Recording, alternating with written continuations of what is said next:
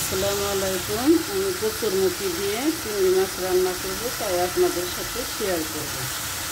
আমার চিংড়ি মাছটা কষানো হয়ে গেছে, এখন আমি কচুরমুখীটা দিয়ে দিচ্ছি। কচুরমুখী দিয়ে চিংড়ি মাছ দারুণ লাগে, আপনারা খাবেন।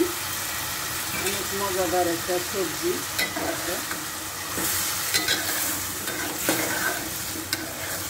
ভালো করে কষে জল দিয়ে দেবো।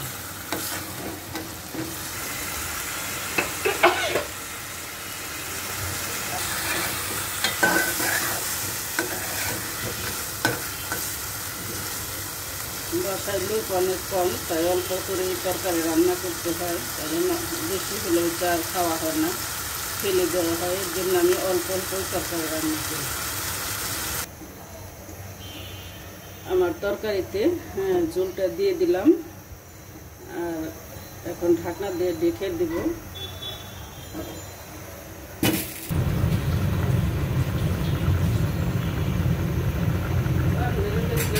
আমার তরকারিটা রান্না শেষ, এখন আমি জিরা ভাজা একটু উপরে ছিটিয়ে দিছি। চুলা অফ করে দিলাম। সবাই ভালো থাকেন, আল্লাহ হাফেজ।